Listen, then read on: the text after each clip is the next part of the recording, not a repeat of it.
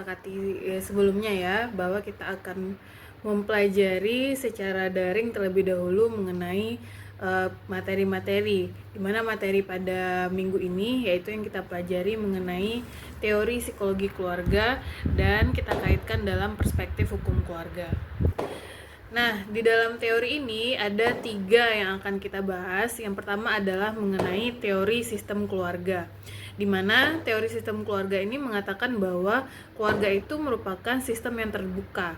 Artinya, setiap anggota keluarga saling terhubung, lalu kemudian perubahan antar anggota keluarga itu pasti mempengaruhi secara keseluruhan, di mana jika satu anggota keluarga saja yang berubah, maka secara otomatis seluruh keluarga itu akan menjadi berubah. Nah, karena ini adalah sistem, maka di dalamnya terdapat beberapa bagian atau kita kenal dengan istilah subsistem. Nah, subsistem ini terdiri dari pasangan, orang tua, anak, dan juga saudara. Nah, di mana setiap sistem dalam keluarga ini memiliki aturan dan juga batasan atau boundaries. Nah, setiap aturan dan boundaries ini sifatnya bisa saja kaku, longgar, dan juga sehat.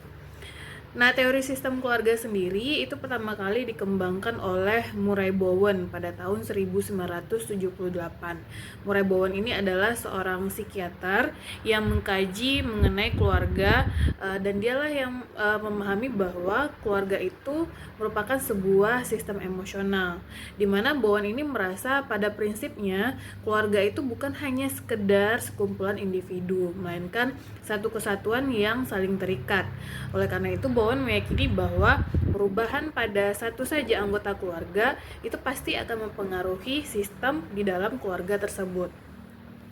Oleh karena itu, Bowen menguraikan 8 konsep utama dalam sistem keluarga. Yang pertama yaitu differentiation of self, di mana individu itu harus mampu menjaga identitas pribadi tanpa terlepas dari ikatan emosional keluarganya sendiri. Yang kedua disebut dengan triangles, di mana jika hubungan dua orang tegang itu biasanya melibatkan orang ketiga. Misalnya, ketika pasangan di dalam keluarga itu, yaitu suami dan istri bertengkar, maka secara tidak langsung itu akan berdampak pada anak-anaknya. Lalu ada yang disebut dengan nuclear family emotional system, di mana pola emosional inti dalam keluarga inti itu akan mempengaruhi sebuah komunikasi, sehingga itu akan berubah menjadi sebuah konflik. Misalnya, komunikasi yang sehat itu akan mereduksi atau mengurangi lahirnya sebuah konflik. Begitu juga sebaliknya, jika komunikasi dalam keluarga tersebut tidak sehat, maka tentu saja konflik yang ada itu akan semakin banyak. Lalu ada yang disebut dengan family projection process, di mana orang tua itu sering memproyeksikan kecemasan atau harapannya pada anak-anak. Seperti mungkin kalian pernah diberikan beban oleh orang tua, misalnya karena orang tua tidak bisa menjadi dosen, sehingga akhirnya sebagai anak beban tersebutlah ditanggung oleh anak. Lalu Bowen juga menguraikan konsep lain, yaitu multigenerational transmission process, di mana pola dalam keluarga itu diwariskan secara lintas generasi. Contohnya pola pernikahan atau pola pengasuhan.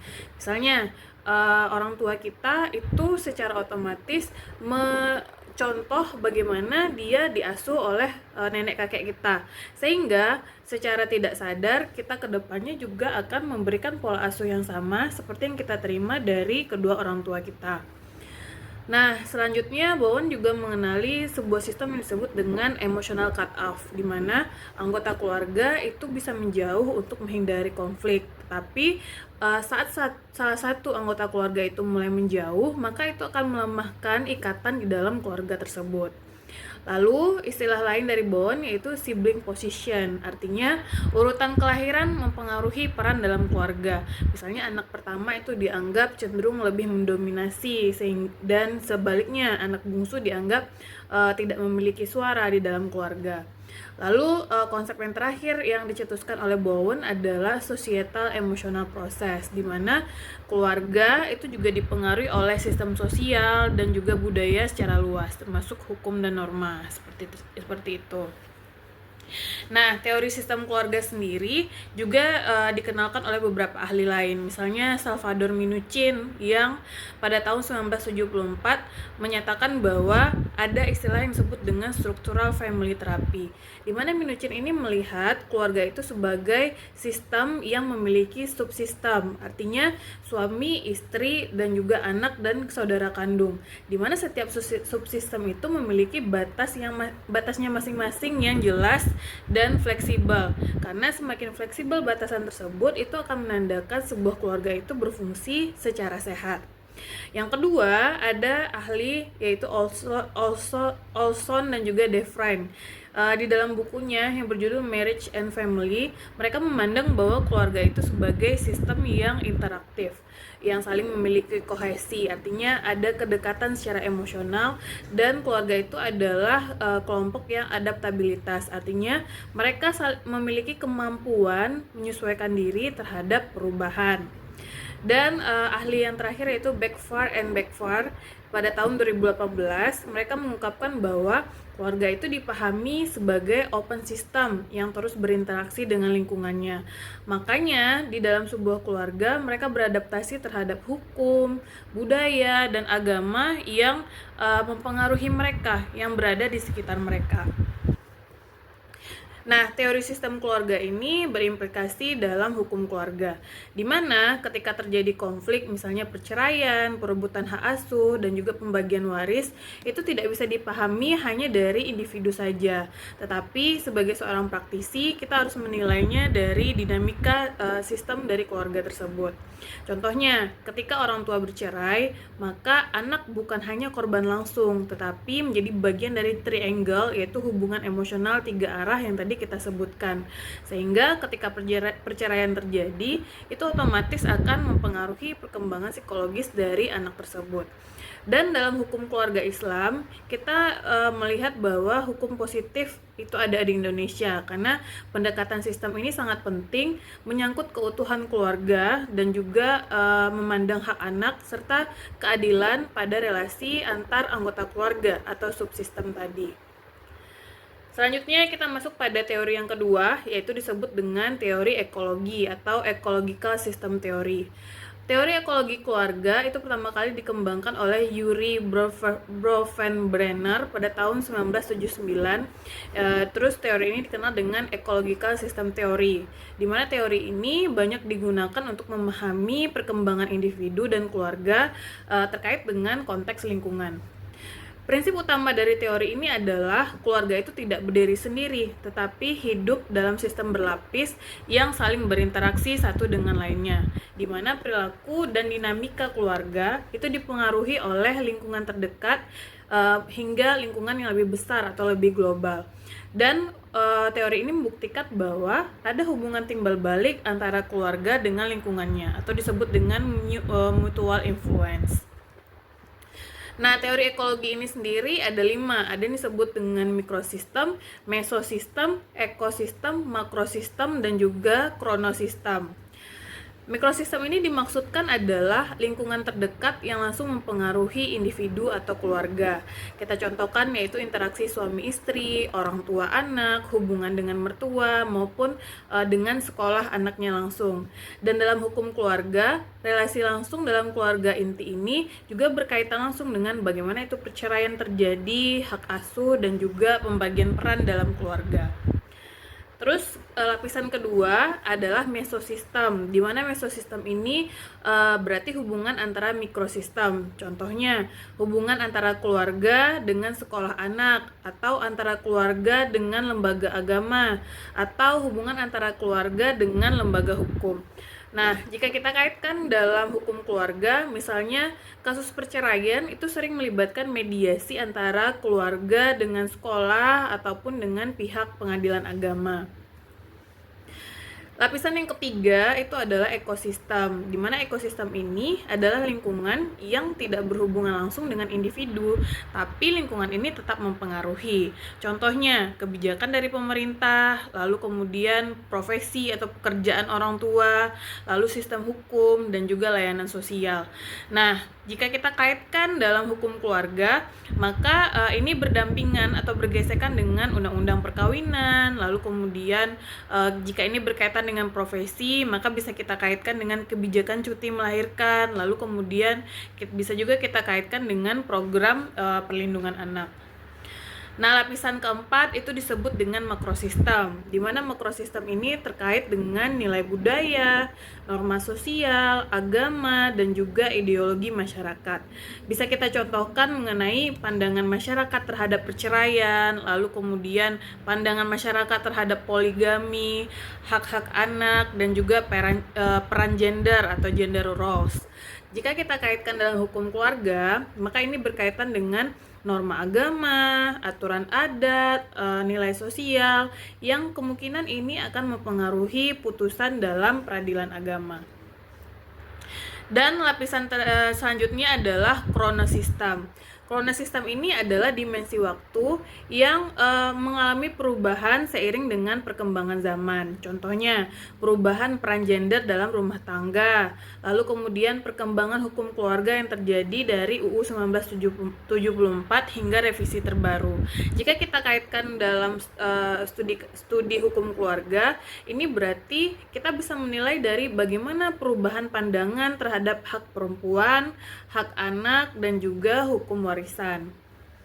Nah, relevansi teori ekologi ini dengan hukum keluarga adalah jika misalnya terjadi kasus perceraian, maka kita tidak hanya memandang dari konflik suami istri, tapi juga kita menilai dampaknya terhadap anak, terus dampaknya terhadap sistem pendidikan, dan kaitannya dengan aturan hukum yang berlaku. Jika ini terkait dengan kasus hak anak, maka kita bisa menilai melalui teori ini perkembangan anak yang dipengaruhi oleh mesosistemnya sendiri. Apakah anak akan sesuai dengan sekolah dan lingkungan sosial yang baru, dan bisa juga kita kaitkan dengan ekosistemnya, yaitu Undang-Undang Perlindungan Anak. Lalu jika ini terkait dengan kasus poligami, maka ini tidak hanya ditentukan oleh hubungan keluarga atau mikrosistem, tetapi kita juga melihat dari sudut pandang nilai agama atau makrosistem, dan juga aturan undang-undang atau ekosistem. Dan yang terakhir, contohnya pada kasus warisan dan juga adopsi, kita bisa memandang ini dipengaruhi oleh makrosistem, yaitu nilai budaya dan agama, dan juga ekosistem, yaitu terkait dengan undang-undang perkawinan dan juga kompilasi dalam hukum Islam. Nah, teori yang ketiga adalah teori struktural fungsional.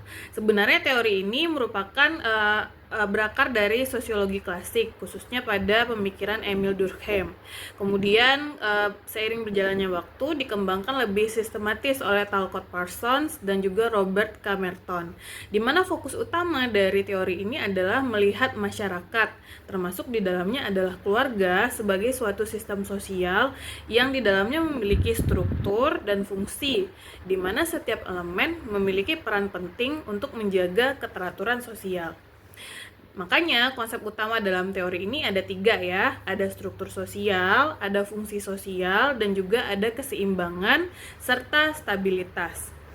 Di mana struktur sosial dalam keluarga itu diibaratkan sebagai susunan atau bagian-bagian dalam masyarakat atau keluarga yang saling berhubungan. Misalnya dalam keluarga ada suami, istri, anak, kakek, nenek, paman, bibi, di mana masing-masingnya pasti punya posisi dan peran. Misalnya di Minangkabau, mama memiliki perannya tersendiri, ayah memiliki perannya tersendiri, di mana setiap keluarga itu berjalan sesuai dengan perannya masing-masing. Yang kedua, dalam sistem ini dikenal dengan fungsi sosial, di mana fungsi sosial adalah peran yang dijalankan agar sistem tersebut tetap stabil. Contohnya, suami berperan sebagai pencari nafkah dan juga pelindung dalam keluarga. Istri berperan sebagai pengasuh, pengatur rumah tangga, dan anak berperan sebagai orang yang diharuskan belajar dan sebagai penerus generasi.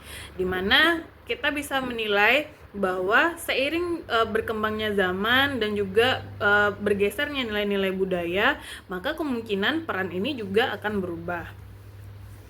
Yang ketiga, menurut teori struktur sosial adalah keseimbangan dan stabilitas, di mana teori ini memandang bahwa keluarga yang ideal itu adalah keluarga yang dapat menyesuaikan diri dan juga menjaga keseimbangan antar anggota. Jadi misalnya, jika salah satu saja di dalam keluarga itu tidak berfungsi, maka orang tua jika salah satu saja bagian dari keluarga tidak berfungsi, maka keseimbangan akan terganggu. Misalnya jika salah satu atau kedua orang tua bermasalah, maka kemungkinan anak-anaknya juga akan mengalami masalah sebagai dampak dari masalah yang dialami oleh orang tua tersebut.